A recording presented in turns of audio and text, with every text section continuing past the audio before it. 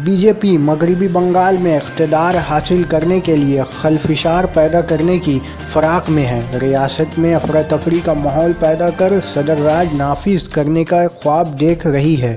इन बातों का इजहार शहर निसाद के मेयर फराद हकीम बोरो ऑफिस मीटिंग के ख़ात्मे पर ज़राए इब्लाग से रूबरू होने के दौरान कर रहे थे, जबकि फराद हकीम ने इस मौके पर तमाम बोरों पर ऐसी मीटिंगें कर कौंसिल से इलाकाई हालत जानने की बात भी करी। অনেকগুলো অসুবিধা থাকে, যেরকম এখানে বিস্তীর্ণ অঞ্চল ধরে কেআইপির কাজ চলছে। এখানে অনেকগুলো জায়গা যেটা এখনো গ্রামের মতন, যেটাকে আমরা শহরতলি বানাচ্ছি, এখানে অনেকগুলো অসুবিধা নিশ্চিতভাবে রয়েছে।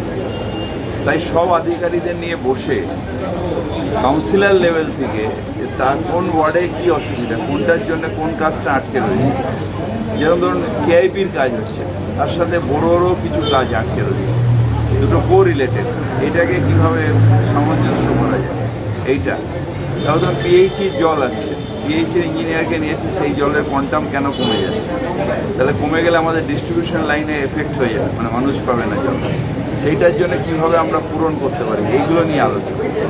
এইগুলো বড় লেভেলে না হলে হয় না বলে আমি প্রত্যেক শনিবার একটা করে বড়োতে যাব, কাউন্সিলরদের কাছ থেকে একদম গ্রাসরুটের কী কী অসুবিধা আছে সেটা জানবো এবং সেইটাকে অবস্থাটাকে মানে সেই অসুবিধাটাকে নিবারণ করার চেষ্টা করব।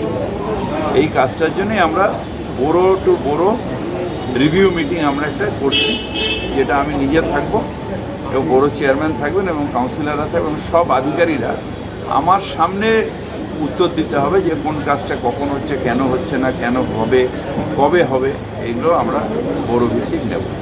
দাদা, ভোটের পর থেকে চারিধারে অশান্তি হচ্ছে, এবার দেখা যাচ্ছে পুলিশকে আক্রান্ত হতে হচ্ছে, কালকেও দেখেছেন। দেখুন, এইটা গুজরাটের একটা মডেল ওরা এখানে আনার চেষ্টা করছে। প্রচুর জায়গায় ধর্মীয় মেরুকরণ করার চেষ্টা করছে, প্রচুর জায়গায় ধর্মীয় মেরুকরণ করে অশান্তি করার চেষ্টা করছে এবং সেটা যখন প্রশাসন বাধা দেওয়ার চেষ্টা করেছে তাদের ওপরে আক্রমণ হচ্ছে। আসলে এরা তো এক্সট্রিমিস্টদের দল, এই এক্সট্রিমিস্টদের দল যারা সন্ত্রাসবাদী দল, তারা আইন শৃঙ্খলা প্রশাসন কিছু মানে না এবং এখন বিজেপির হয়ে যে কোনো প্রকারে হোক ক্ষমতায় আসতে হবে, যেভাবে ওরা সেন্ট্রাল গভর্নমেন্টের ক্ষমতায় এসছে এবং অগণতান্ত্রিক উপায় গিয়ে ক্ষমতায় এসছে, অগণতান্ত্রিক উপায় আবার সব স্টেট দখল করবে। কিন্তু বাংলার মায়েরা পুরুষ জন্ম দেয়, বাংলার মায়েরা যাদের পুজো করি, মা কালীকে আমরা পুজো করি, আমরা দুর্গা ঠাকুরকে পুজো করি, অর্থাৎ শক্তি দেয় বাংলার মায়েরা। সুতরাং এখানে তাদের এই মনোকামনা পূর্ণ হবে না, কারণ আমরা লড়াই করতে জানি এবং বাঙালি হিসেবে আমরা লড়াই করব। দাদা, শেষ একটা কোশ্চেন দাদা, আজকে সকালবেলায় দিলীপ ঘোষের একটা মিছিলকে আটকিয়েছে পুলিশ, এই নিয়ে জায়গাটা অশান্ত হয়ে উঠেছে।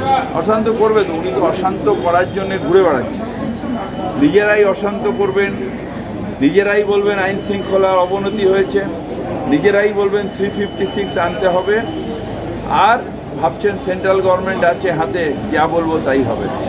বাংলার মানুষ এই অত্যাচার মেনে নেবে না। একটা পরিস্থিতিতে কিছু মানুষ হয়তো ভোট দিয়েছেন ওনাদের, এদের দেখে এরপরে আতঙ্কিত হচ্ছে মানুষ যে বিদ্যাসাগর পর্যন্ত আক্রমণের